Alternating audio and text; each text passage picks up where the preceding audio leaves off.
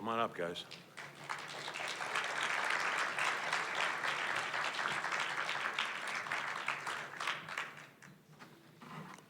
Brian Russell, our director.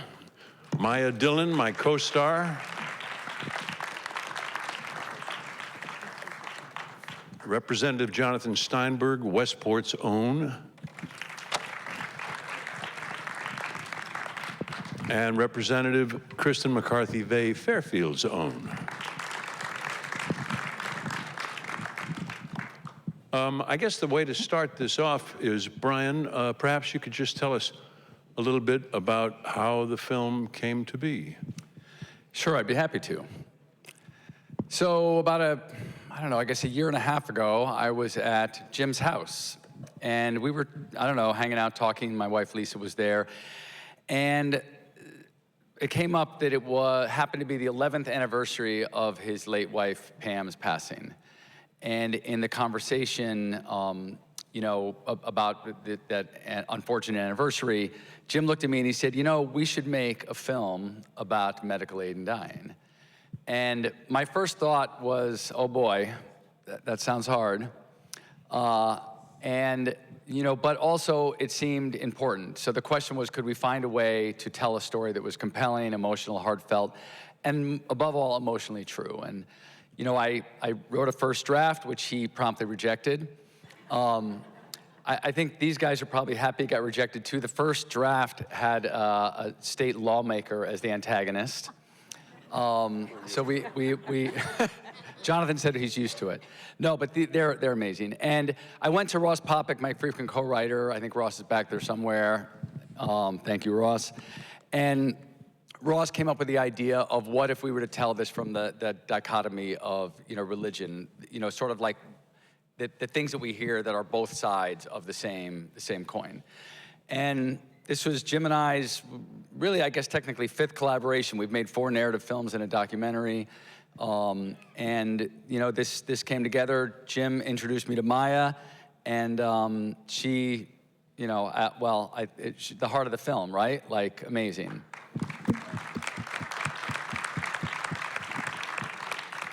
So we brought our crew together. We had a fair amount of community involvement. I think Marina Phillips is out in the audience. She loaned the exterior of her house, so the mailbox. And, the Greenfield Hill Congregational Church gave us the church. And, it was a lot of community participation. The Golden Hill Congregational Church in Bridgeport gave us the basement, because all of these people believe that this is a really important subject. And they all believe what Pam believed, which is that we should have choice when it comes to the end of our lives. And, I think does that sum it up, Jim? That's good, Brian. Before we get into the nitty-gritty with the two authorities to my right, Maya and I have worked together 2 or 3 times, right? 2 summers ago, we did a production of On Golden Pond at the Ivoryton Playhouse up in Ivoryton, Connecticut. And before that, what did we do together?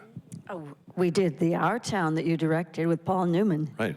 It was brilliant. I hope some of you got to see it.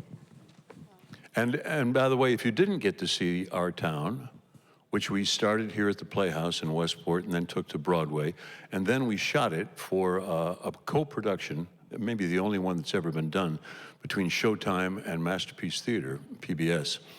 So it exists, the film version of it. And if you haven't seen it, it might be worth, I wish I could tell you how to find that, but I probably should have done my homework. But if you go online, I'm sure you can find Our Town starring Paul Newman, and Maya is in it, along with some other wonderful actors. Speaking of wonderful actors, one of my favorite actors is this fellow who played her husband, Boyd Gaines. He's quite spectacular. I think he only has 4 Tonys so far. A small amount of Tony. In addition to being a wonderful actor, he's just also a really terrific guy. So before we do that, Jim, I do want to call out Karen Silas, who's sitting down here. She's an amazing actress who agreed to show up for 3 very short scenes in which she doesn't say a word, but she is remarkable in those scenes. So I have been up to Hartford about 7 or 8 years in a row now to testify before the Public Health Committee. The chairman of that board, of that committee, has been Representative Jonathan Steinberg here from Westport, and I have to say he was heroic in the 6 or 7 years that I was there watching him in action. So we have, Kristen, directly to my right, is the current chairperson. We have the two authorities on this issue and how we can move it through the legislature. So why don't we start with you, Representative Steinberg, if you would give us a little primer on this. Well, first of all, I guess I should tell you my origin story. This dates back 12, 13 years. I was fairly new in the legislature. And a gentleman named Bill Meyer, does anybody remember Bill Meyer? We had served together on the RTM for many years, one of the sweetest guys I know, came to me and said, would I take up the cause of trying to pass a law to allow medical aid in dying here in the state of Connecticut. And I don't know about you, but the first thing that came into my mind was Kevorkian and all the pejoratives from decades previous. And then Bill told me his story. When he was much younger, when he was living, I think, in the Hartford area, his father was dying and in great pain. And his father, day after day, week after week, pleaded with him to help him end his life. And at one point, Bill accommodated him. I think it was a smothering. And he was indicted. This was apparently a big, controversial deal in the Hartford area at the time. Eventually, the charges were dropped. But I'm sure it had a profound, traumatic effect on Bill. Not that he would ever know it, because he was always the sweetest guy. And he had gone to our state senator, Tony Boucher, who was a practicing Catholic, who said that she could not help him. And he turned to me. And I didn't know anything about this, but I promised that I would look into it and I would be supportive. And I went to the public hearings, I believe they were in the Judiciary Committee back in those days, and listened to the testimony. And I will tell you, it's probably one of the hardest things I've done as a legislator. To hear people tell their stories is generally affecting to anybody who's human. But in this case, some of these stories were truly excruciating. You know, people say, well, your toughest time must have been when we had that 24-hour public hearing on removing the religious exemption for childhood vaccines. And that was a long 24 hours. But it does not compare to what we heard year after year, as we called it. When I became chair of the Public Health Committee, I made it my priority bill, which is hard when you can't even get that done. But we went from never being able to even get a vote on it to voting out of the committee year after year. We made tremendous progress. And I'm convinced the reason why we changed minds is when they heard other people talk about it. And it was hard. There were people there who came year after year who were in great pain, struggling just to physically be there. This was before we had a lot of Zoom hearings. So this had to be in person. You had to sit there for hours for your 3 minutes of time to testimony. And eventually, we wouldn't see that person. That the years had gone by and we had not helped them and they were no longer with us. And you could count the years in which they were clearly suffering and had no option. We spent a lot of our time trying to figure out how to get it done. We kept adding belts and suspenders to the bills, making it more and more challenging for people to be able to access it in the hopes of getting it across the finish line. And even though we got it out of the Public Health Committee, the bill had to go to the Judiciary Committee because we were changing law. We were changing criminal penalties. And we failed in the Judiciary Committee year after year. And the one big distinction between the two committees is the Judiciary Committee never heard testimony.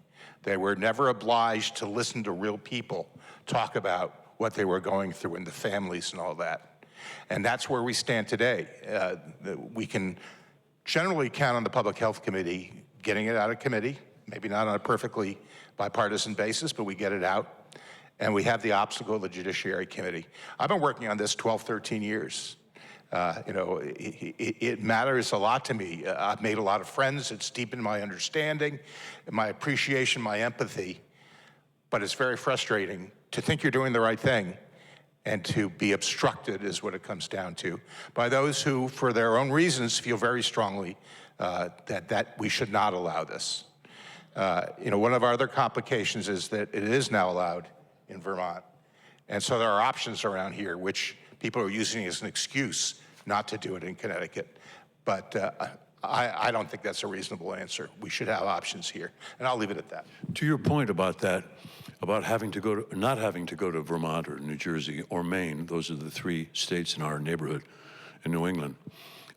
I was going up there every year and testifying, and I would meet people who were testifying with me, some of whom, and Jonathan just mentioned this, were ill themselves. There was a lady who had spent her career as a hospice nurse, and she lived in Middletown. And a year later, after I'd seen her the first time, she was begging the legislators, please get this passed. I know what's coming. I've spent my career as a hospice nurse. So I asked people, I said, what has happened to that lady? And she sold her house in Middletown. She moved to New Jersey and established residency and got 2 doctors there to testify that she had 6 months or less to live, but she is still with us. So her husband hasn't finished working yet, so they've rented a condo in Cromwell, and they're living in Cromwell now, so he can go to work, and they're waiting until she is ill enough to go to New Jersey. And I said, this seems cruel. At a time when you would think you would need your home and your neighbors and your support system and your doctors around you at that critical time of your life, you have to sell all that, uproot, and go someplace to satisfy whom? Because it's a minority of people in the state of Connecticut or nationally who want this law, who don't want this law. 75% of Connecticut residents want it and have wanted it. The first time this law was brought before the legislature was 1994. The first time it was finally passed in the United States, it was Oregon, 1997. And we've been at it and at it and at it. So one of the things I would like us to talk about is what we can do, what you can do, what we all have to do in order to get this passed. But before we do that, Representative Vehi, you were a member of the Public Health Committee and you were against this law. Could you talk to us about what has changed your mind? Absolutely. Well, I was not actually a member of the Public Health Committee at first. When Rep. Steinberg was the chair, I was serving on other committees. And that's actually something very important because I wasn't hearing the stories. And what Rep. Steinberg said is absolutely true. And all of you who the 2 of us are on stage with, you have literally given your lives to the power of stories and how transformative those stories are. And Rep. Steinberg said that. So when I became co-chair of the Public Health Committee, this coming session next year will be my 4th year as the chair. So in the first year, we heard the bill before us, and we had the opportunity, all of us on the committee, many of whom had been members, and thankfully Rep. Steinberg remained a member, which has been wonderful for me. But there were members on the committee who had been members for a long time and who, in the course of that vote, changed their minds. And that is exactly because of the stories they heard.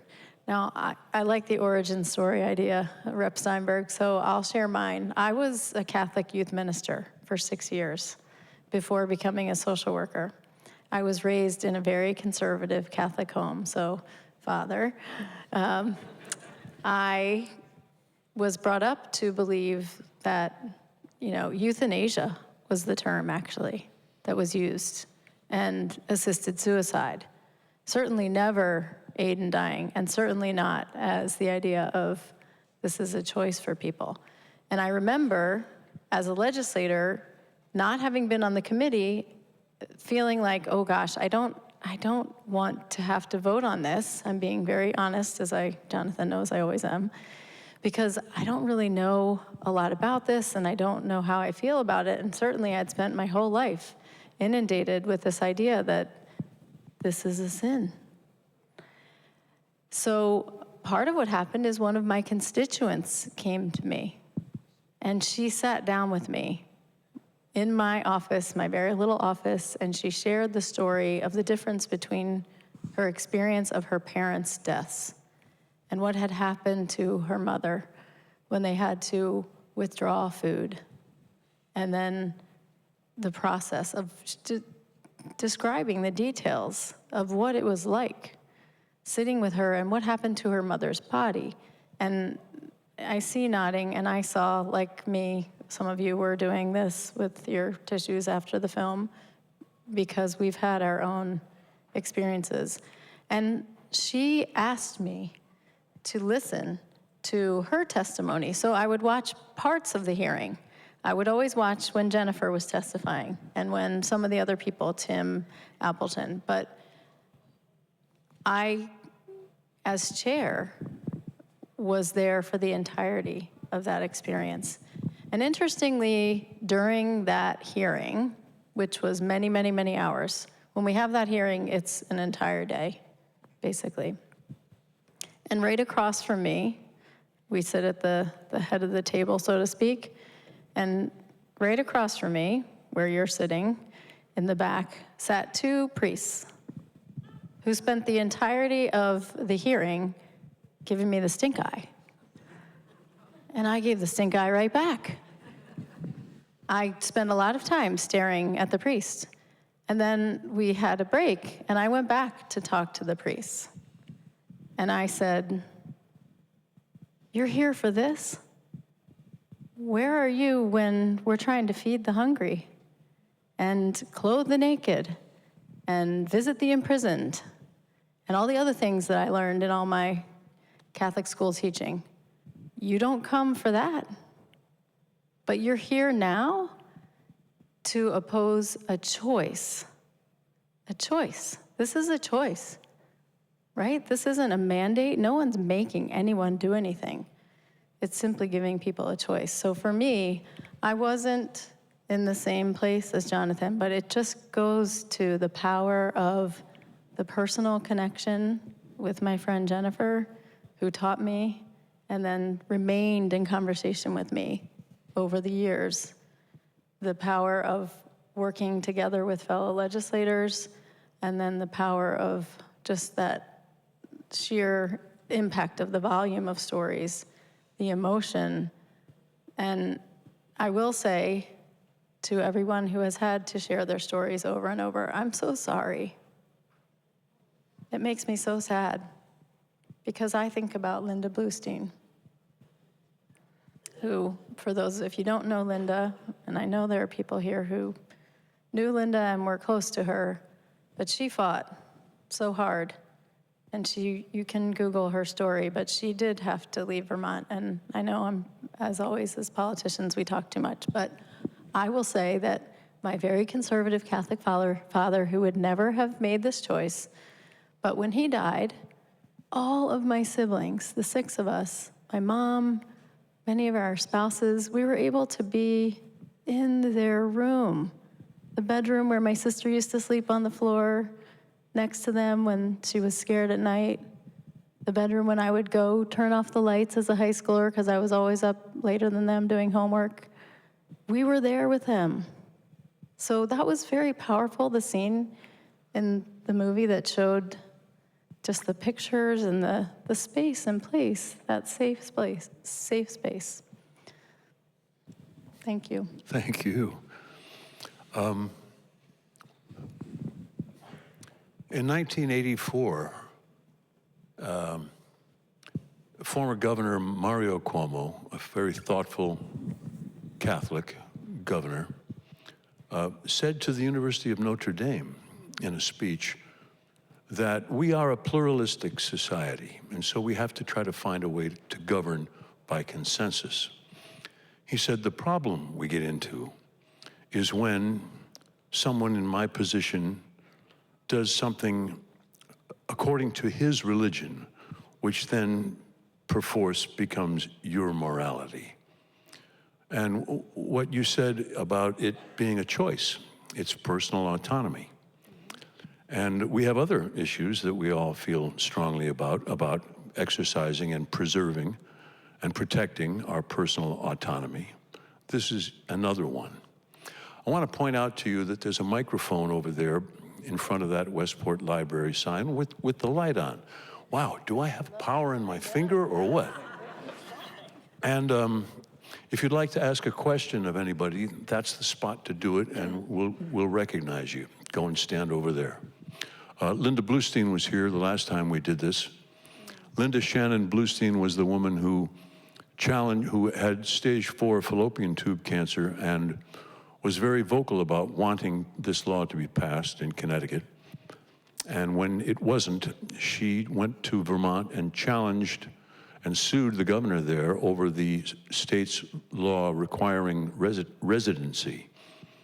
All of these states, there are 12 of them now, plus the District of Columbia, and they all have residency requirements. You have to establish residency for a year or something like that.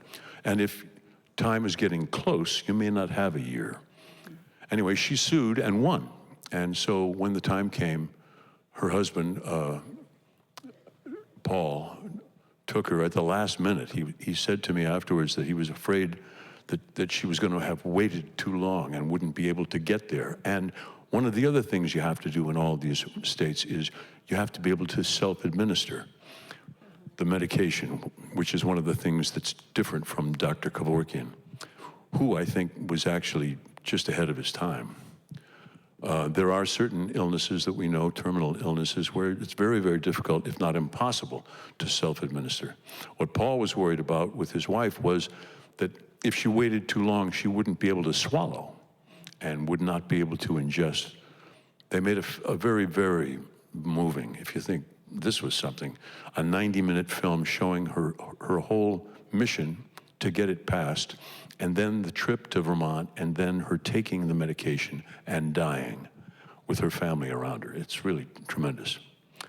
Yes? Yeah, hi. Thank you so much. This is very powerful, and thanks for all of your support on this subject. Two-part question. One is, what is it that actually gets this law to become law in those states? Like, specifically, is it different in Maine? Is it different? Was it different in Vermont? Is it different, in New Jersey? It would take those three, number one. And number two, once the law is made, is it in perpetuity? Can it ever be changed? Well, first of all, there are very few things in the legislature that are in perpetuity. There's always another legislature that could come along and change laws, and that happens. And then we refine and revise laws as well. We modeled the Connecticut bill, which went through some modifications over the years, on other states. I think it was Oregon had the longest sort of experience with that. We worked closely with a national organization called Compassion and Choices that helped guide us in how to structure the bill. And as Mr. Naughton was talking about, we weren't even necessarily going to be able to help everybody. For example, there are a lot of people out there with ALS, with Lou Gehrig's disease, who would very much want to be able to do that. But again, because of their physical limitations, we would not be able to help them in this bill. There was also concern from the disability community. There was a lot of misunderstandings, and it really grieves me that this would be used as an excuse for families to oblige their disabled family members to end their lives so as no longer to be a burden or to save money or something along those lines. Or to profit. There you go. Their heirs could profit if they could convince and pressure their relative with a terminal disease, right? And to be fair, in some places, mostly other countries that did this many more years ago, there were abuses out there. But we were very careful. The way we constructed this bill made it so rigorous. You not only have to go to one doctor, you have to see a psychological professional to make sure you were in your right mind. You had to go through so many different obstacles to get there that a lot of people just didn't last long enough to even get to the other end. And we were very careful about making sure that people understood the limitations so that we were not misleading them as well. But we remain open to refining the law if it would make a difference to people. What we're running into is just doctrinaire blanket opposition. So there's really no room to negotiate. Say that again, I missed what you just said. It's just doctrinaire opposition, people who feel from a personal belief standpoint that they're unable to allow somebody else to have that choice, which is difficult for me to understand. And these people are at a level where they have enough Go ahead. power and enough to stop this from going through. I guess I should have asked what stops this from being able to be passed in Connecticut as opposed to the other states. I was going to say, I think part of what your question is why can't we pass it here? That's Yeah, what yeah. I was hearing That is. underneath your question. Yeah. And I think Rep. Steinberg is referring, sometimes we assume intent, sometimes we have conversations with our fellow legislators. Just getting wonky and in the weeds, which we do a lot, but specifically when a bill starts in a committee, that's where the hearing happens. So we've talked about the power of story, and the Public Health Committee is where the bill has started. That's because Representative Steinberg was a champion. He was a leader in this, and I took the baton from him and said, yes, this is something we need to continue to do, along with my co-chair, Senator Anwar. When the bill is passed out of our committee, because it is an amendment to, as our friends in the Judiciary Committee will say, the murder statute. It's that statute. Well, it actually does amend that part of the law. That's the way that the bill is written. And so we all do, everyone here takes murder very seriously. Two things can be true at the same time. So because that is a mandatory referral to the Judiciary Committee, and because of the way we work, there is not then there's not time for, and there isn't a mechanism for another whole hearing to occur in the judiciary. That's what Rep. Steinberg was saying before. So that committee then gets to decide whether or not they hear it. So far, the leaders in that committee have not really even been willing to have a full discussion and even a full vote in the way that we would like it to happen. So the bottom line is that we need help within our Judiciary Committee to talk with them, to have people share their stories with them, and to try and find a way, if we can, to have the Judiciary Committee actually hear the stories. So, Representative, just in the interest of clarity, I think that my guess is that a lot of people don't actually understand the technical process. But if I understand correctly, the technical process is this bill goes to the Public Health Committee. The Public Health Committee votes on it, and they pass it to move on to the next stage. It then goes for review at the Judiciary Committee. The Judiciary Committee makes a determination. We think that this is sufficiently within the scope of law to pass it on, and then it would go to a vote in the greater legislature. I wish it was really that straightforward. Okay, so I think that's part of the challenge, is that I don't think people understand that. Maybe Any committee can take up a bill as long as it's sort of in their area of cognizance. So one could argue either of these two committees could have initiated this bill. In fact, Judiciary for many years was where the bill started, because there was a lot of support there in that period of time. Once a bill is raised in a committee, we go through the committee process, which is we have a public hearing, and then we have to vote it out of committee. We have to have enough votes to get it out of committee. Oftentimes, that's all you have to do in committee before it goes to the floor for the two chambers to vote on it. But there are instances, and particularly when we're changing the law, where there's more than one committee that has cognizance over this matter, which is why it's a mandatory referral to the Judiciary Committee. They could choose to do a public hearing, but usually it's very late in the process. We even offered them the opportunity to do a combined hearing, which is certainly not unprecedented. They chose not to accept that on our behalf. But their position wasn't simply a matter of judging it. They could kill the bill by failing to even call it for a vote. They basically have the power of their committee to choose to do with it as they want. So who do the people here contact in order to urge people in those two committees? Can I complicate it even more? We have 2 years in the session, and then the first year, any legislator can propose a bill on any topic. In the second year, which is what we're about to go into, the committee chairs alone always the committee chairs determine the agenda. But in the second year, we legislators can propose bills only on budget-related items. Otherwise, you have to go through the committee chairs. So, part of what we have done, and you've heard Mr. Naughton also talk about this, and Rep. Steinberg, we partner and work in coalition, because that's really the only way we really will get something like this done. And so we work with Compassion and Choices. And that is the national organization that helps us set the strategy. So we work with them to look at the strategy. I think, I hope I'm not putting the cart before the horse to say that part of what our strategy is this year is to see if we can get the Judiciary Committee to have a hearing.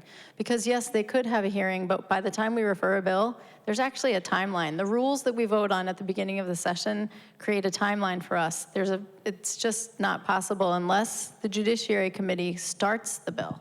So we've started in public health for the past number of times it's been up. We want the Judiciary Committee to start the bill, to hear all the stories. They have to call the bill, right? They have to raise the bill. Raise the bill. So it's like a funnel that, and forgive me, I'm getting into the legislative weeds, but all these ideas go in, the committee chairs decide what the agenda will be. They have to vote that will even discuss the bill, that's a vote. Then there's a public hearing.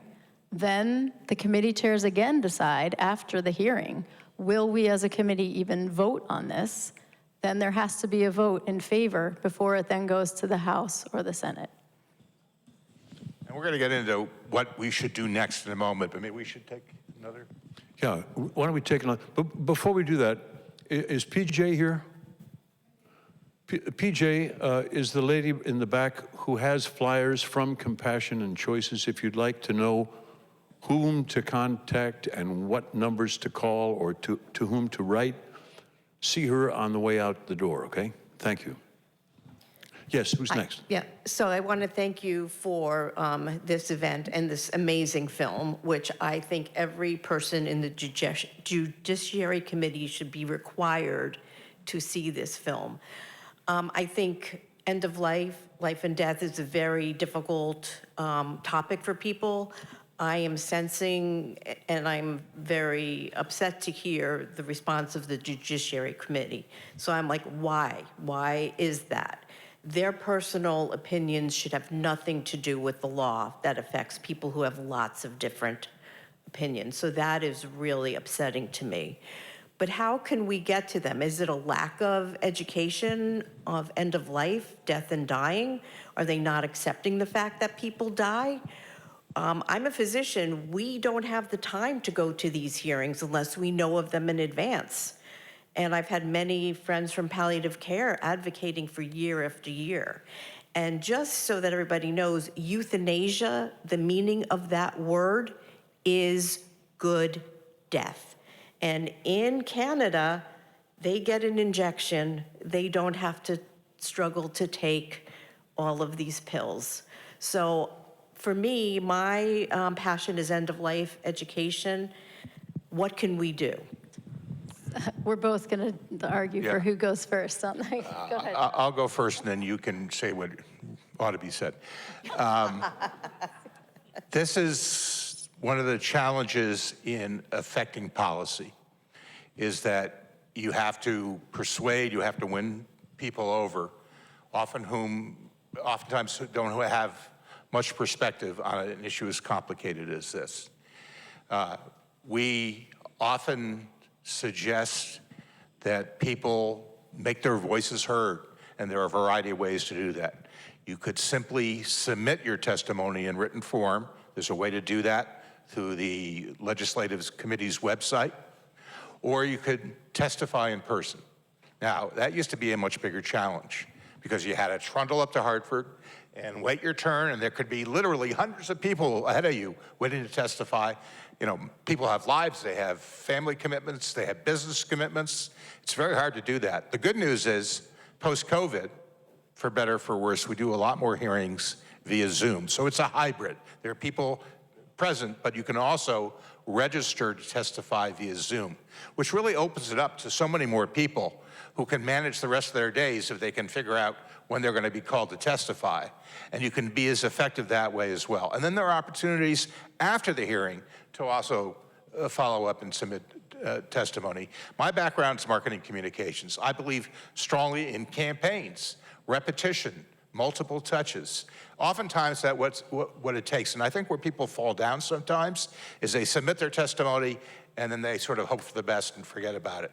It requires, as you've seen, tremendous perseverance with people following up over and over again, because you got to win over people at least to the point where they're open to hearing what you have to say. That's what we're trying to get to. We're convinced that if people hear the testimony, we will change minds. We have been stuck because the Judiciary Committee has not heard that testimony. I'm going to take. So he has a marketing background, and I said I was a youth minister and a social worker. So you're not going to be surprised to hear me say that connection and relationship is the root. I told you about my friend Jennifer, who I actually met knocking on her door. And that's how I first met her. And then she came to my office, and now she's actually one of my closest friends. She also happens to be the Deputy Secretary of the State, just so you know, for now. But she is the one who created that relationship. She's also a social worker, but she helped develop that relationship with me to the point that I was able to understand, trust, take the time to learn. It took time. It took a period of years and time. Obviously now being in the public health chair, that made a big difference too. So your state rep, your state senator, you are their boss. We have 25,000 bosses, so you are their boss. So connect with your state rep and your state senator and sit down. Testifying is important also. But to answer your other question, I'm also a big fan of Brené Brown. I just bought her newest book this week. I don't know, how many of you know Brené Brown? Yes, thank you. Thanks for the clapping. I love her too. But she's also a social worker, and shame and blame, not so much of an effective strategy, just from an actual research standpoint. So I often say we catch more flies with honey. So we have to bring people with us. We have to win them over to, again, why this is a choice. There's no mandate. So I can't say why all the members of the judiciary have the stance that they do. I do not believe it's all about personal religious perspectives or standpoints. I actually don't think that that's true. I think that may be true in part for some people, but I don't think that's the entirety of it for others, because in coalition work, he's marketing, I'm social work, I'm gonna make you legal, not the Catholic priest this time. So the legal people, I love my lawyers, I was raised by one, my sister's one, but the legal people, they look at things very specifically. So that's part of what we're up against is the legal people, they're coming in on it in legalese. So we have to speak people's language. We gotta relate to them on that level too. Well, one of the things I want to add to that actually is that in the research for this film, one of the things that I discovered is that people don't actually talk about death very much. No. People forget memento mori, that we all must die. And in my own experiences with loved ones who've passed of illness or old age, even their physicians never talk about dying. And I would say that it starts with yourself and other physicians and every single person in this room. If you initiate a conversation with somebody else about your wishes at end of life, and if you talk to your doctor at end of life, and if we email and call our state lawmakers, these are the kinds of like grassroots activities that can actually work. But the first thing from my vantage point as the storyteller, as the person who did this research when I was writing this, is that we push death to hospitals, to nursing homes, that we pretend that death is never coming. I can't tell you how many people I talked to in researching this film that were surprised when their loved one died of terminal illness. Yeah, absolutely. I know it sounds crazy, and it is kind of funny, and I'm like, you could see in the film, I'm not opposed to being funny even when we're dying. But these are the kinds of things that as a society, if we don't work on one person at a time, and we pretend that death is never coming, then I'm not sure we'll ever get this passed.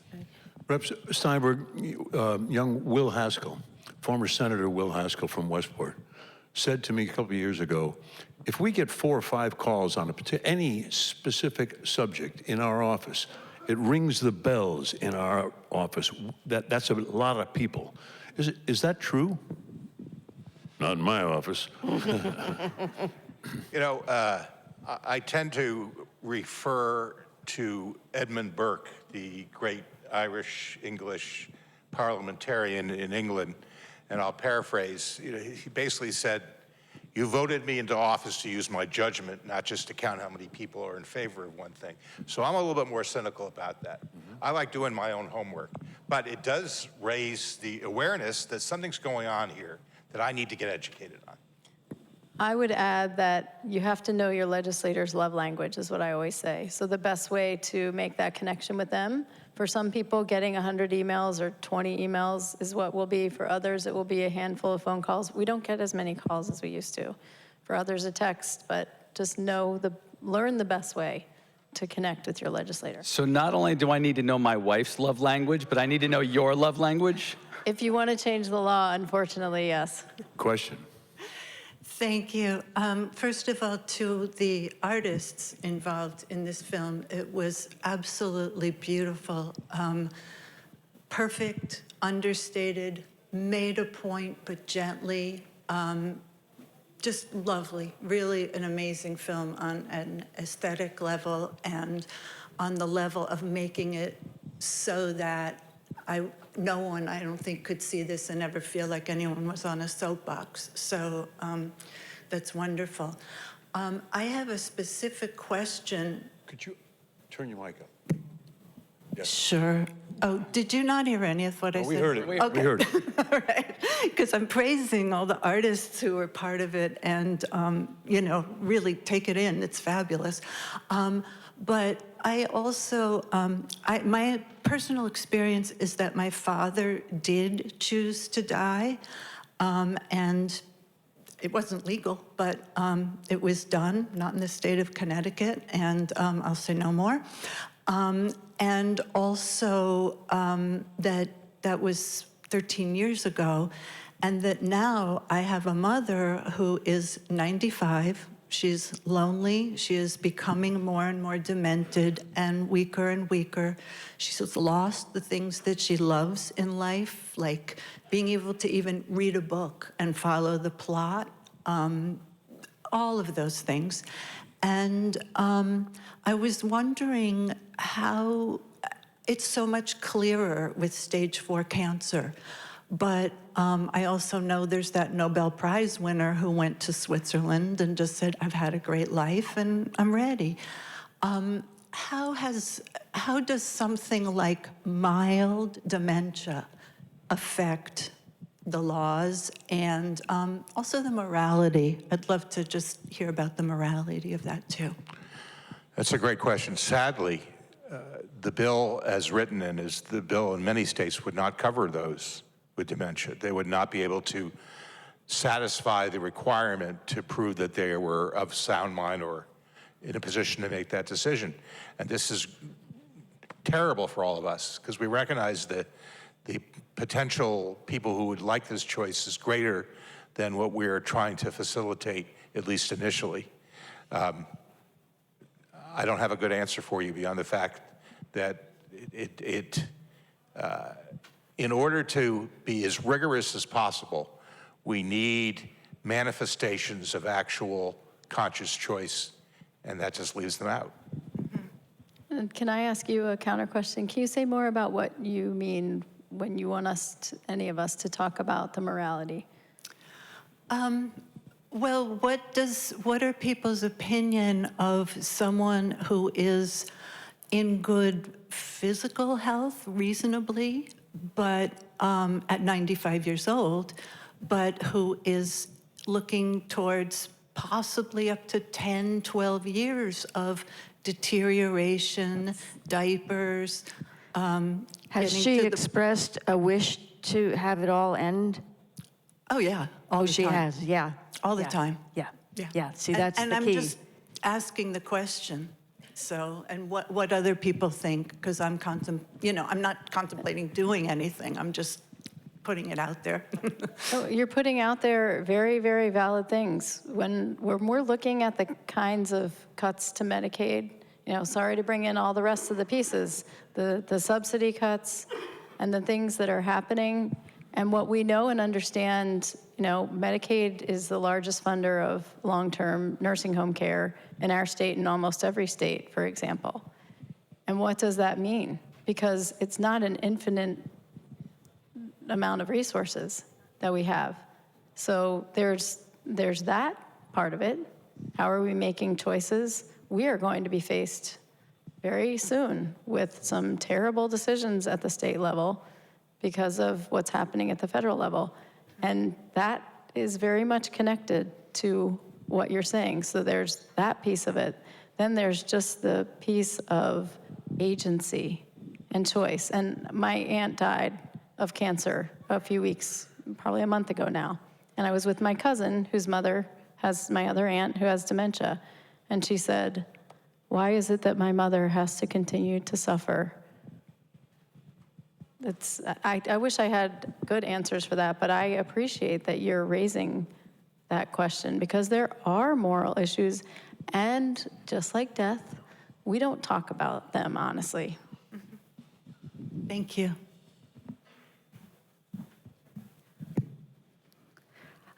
This may have been stated, but what is the objection to allowing a person to make a decision to end their life when they feel it's not worth, and I mean of sound mind, I'm a clinical psychologist, I mean, person is not clinically depressed, they're actually quite capable of evaluating the quality of their life and what lies ahead for them.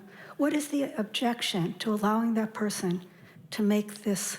I think a lot of it is religious belief, but everybody's belief is a personal belief.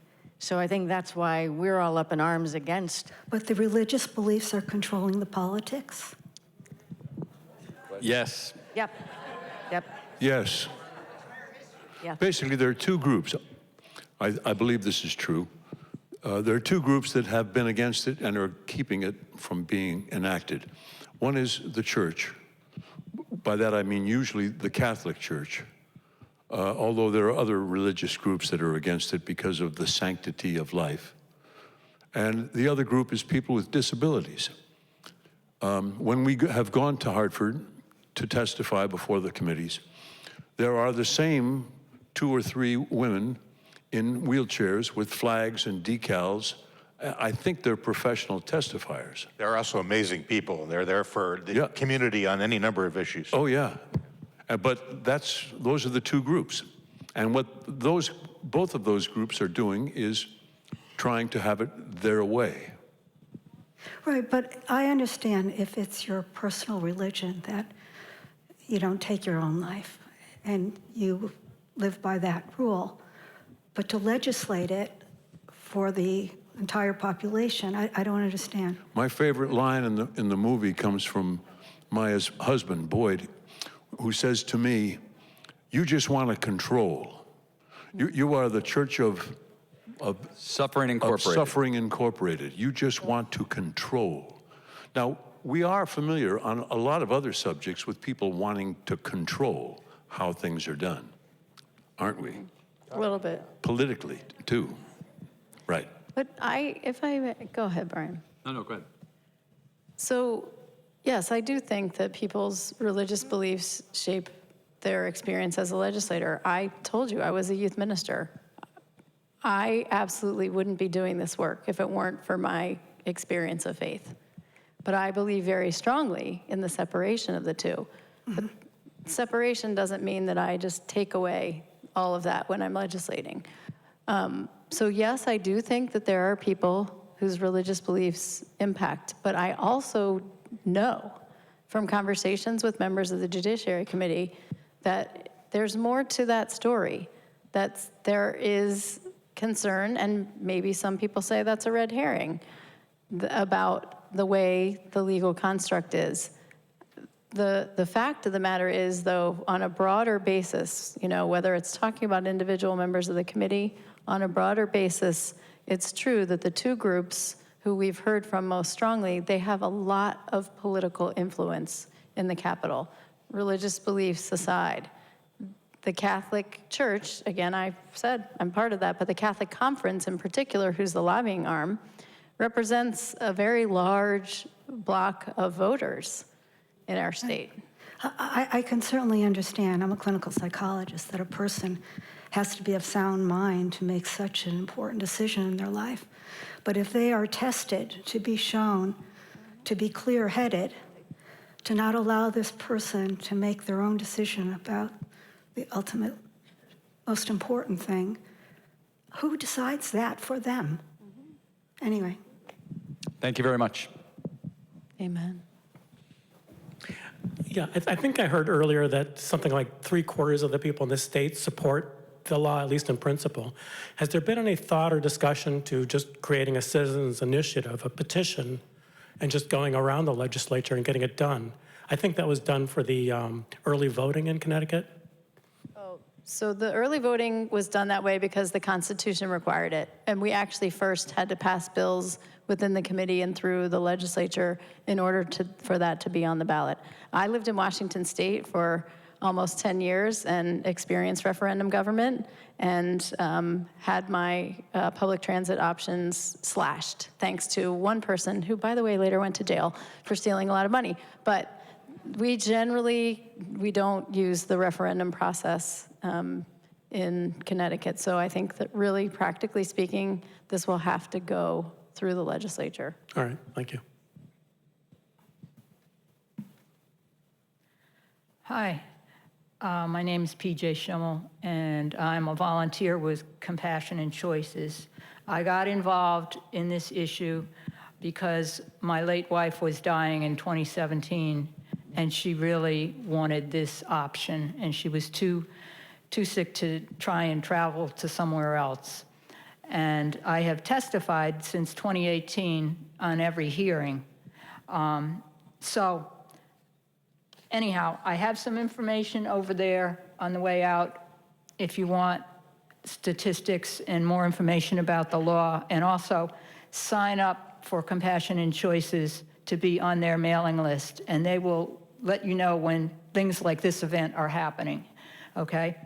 The other thing that's different this year, this film is one of 3 on this issue, all made in Connecticut. And the other side is the one about Linda Bluestein's story with Vermont, and then Sit With Me here, and then there's one called My Friend Kim, about Kim Hoffman and her wife, Joy. We're getting them playing around the area. So they've already played in Darien, and now here we are at Westport. There's going to be another one in Norwalk Library. And part of the strategy is to approach the Judiciary Committee members and try and just open their eyes, educate them with the personal stories that we see in this type of movie. I have a list here of the Judiciary members, if anybody wants to see. You can also go on the website and get them. But we're trying to contact them and tell them, look, people are coming out in droves in your town to see this movie. We're interested in this topic, and try and, soften them up a little bit. Thank you. Thank you.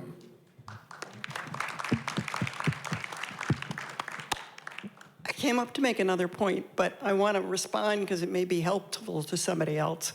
As Kristen knows, I grew up in politics. I worked at the state legislature. I understand the process probably more than most people. And I'll get to that. But my mother was an amazing woman. She lived till 95, and at every stage of transition, she raised it first. And part of what she did is she used to say, pneumonia is a friend of the elderly. She made a conscious choice of when to stop treating. And her physician was amazing, because when a nursing home calls 911, the EMTs have to act. Doesn't matter if you have a living will. He put in a do not transport order. So that ended it. Same with my brother. He hadn't spoken to everybody that he should have, tried to give me a hard time, and I put it back on him and said, you need to talk to your doctor, you need to talk to your wife. Talking to me as your baby sister doesn't work. So that's a real important point. The point I wanted to make, and it's underlying a lot of this, and PJ's just made it. If you're going to write to the legislature, if you're going to talk to the legislature, I would say, don't start with, you got to pass this bill. Start with your stories. Get their attention. And because you are in a marketing campaign. So. Dorothea, thank you so much for that and for being here. And I just want to add, it is powerful to have, I think this is more to PJ, but it is powerful to have a room full of you show up. And when we get to say that, like when we talk to our fellow legislators, we get to say, there were, 50 to 100 people in the room with us. Yeah, I think we had 130 people sign up today. And here's what's even better, is that you all chose death over football. Still checking the scores, though. Thank God for the DVR. Hi. I just want to say that what I'm hearing so strongly from all you on the stage and the woman who just spoke and the film is that personal stories are so essential to enacting changes of mind on an individual level and legally. But my question circles back to the first person who spoke, and maybe you don't know exactly, but I'm just curious about Maine and Vermont and New Jersey.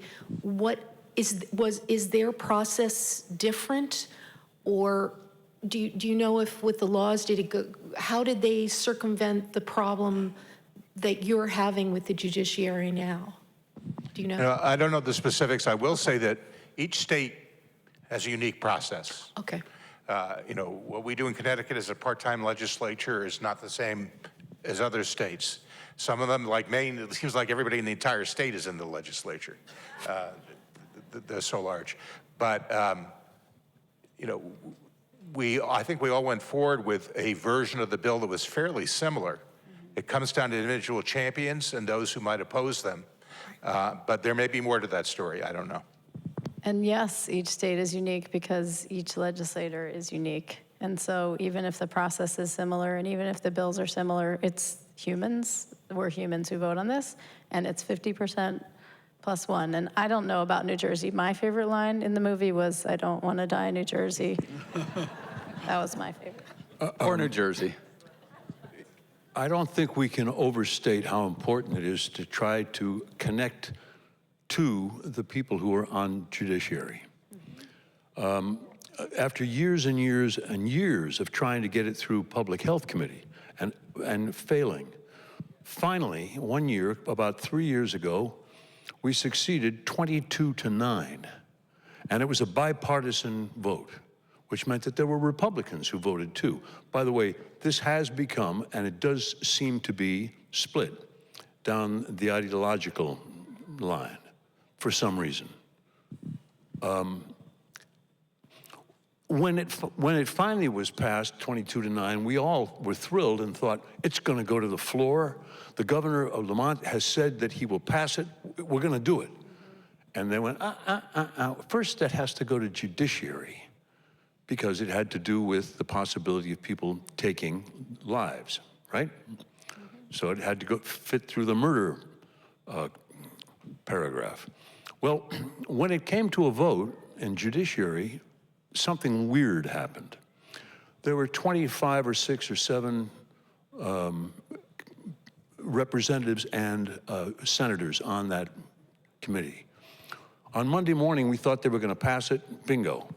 But they invoked a little-known or forgotten rule, and they decided to split the vote between representatives and senators. And so the senators went out and voted first. There were 9 senators and maybe 18 or 20 reps. They came back and the vote was 5-4. And so the reps never got a chance to vote. So those 9 senators, 5-4, one of whom, by the way, was a pro-choice liberal Democrat, and she voted against. Personal autonomy should have been the issue, and it should have been consistent, but it wasn't. That's what happened, isn't that Yeah, right? I wouldn't say it was forgotten, but it certainly was an infrequent maneuver, and it's usually only intended to keep them from having a real vote. Yeah. So that's what we're up against. I think we all thought that if it had come to the whole Judiciary Committee, we stood a very good chance of passing it. That's why we wanted to vote. We thought we were there finally. You don't want to have a vote and then go down and... So it can come down to somebody, as it says in the film, wants to control it. And that's familiar to us for a bunch of different issues. May I add? Please. It's why knowing the rules is so important, especially for if you're really on the inside lobbying or advocating for this. But it's also why, as chairs, we have a lot of discretion, a lot of discretion. The chairs, we set the agendas. We decide, we listen to our colleagues, but ultimately, when we have an agenda approved, it can't be published on the website without the approval of the co-chairs. When we sit before the public and we're about to vote on things, only we as chairs can bring up those items. So sometimes things will get on the agenda and be listed on an agenda for voting and not be taken up because the chairs decide not to even take it up. So we can kill the vote, we can kill a bill by ourselves. So would you say, in winding up here, we have 100 and something people here who are dying to try to do something. Maybe dying is the wrong term. They're living to do something. Anxious to walk out of here and have a mission, have a job to do. How should they, obviously, I guess what we're saying is contact people on the Judiciary Committee, and we can get that committee, a list of them, right back there with PJ. I think if people go to Compassion and Choices, that gives you every single thing you need, because as we've witnessed, this is a really tough and sometimes really complicated process. But Compassion and Choices has amazing resources. They have every person that you could have to email, call, snail mail a letter. They can get you to all of those people, and it's sort of like one-stop shopping, so to speak. That's right. As opposed to you having to go research, what senators, what representatives do you have to reach out to. They will tell you, and it's a wonderful, really amazing organization. And it's national. May I chime in? Please. Yes. I'm sorry, and Kristen, but your time is up. No. Contact your legislator. You're the boss. Remember, contact them and tell them your story. Tell them why you came here today. Tell them about the movie if they haven't seen it. Ask them for coffee. Spend the time. It's your legislators. Yes, Judiciary, yes, Compassion and Choices, yes, and. Your legislators. Develop a relationship with them and help them understand. And you have time. We don't start again until February. That gives you 2 full months to reach out and to make sure that you have that contact. So it's in your hands. Thank you all for coming. Thank you, everybody. Thank you.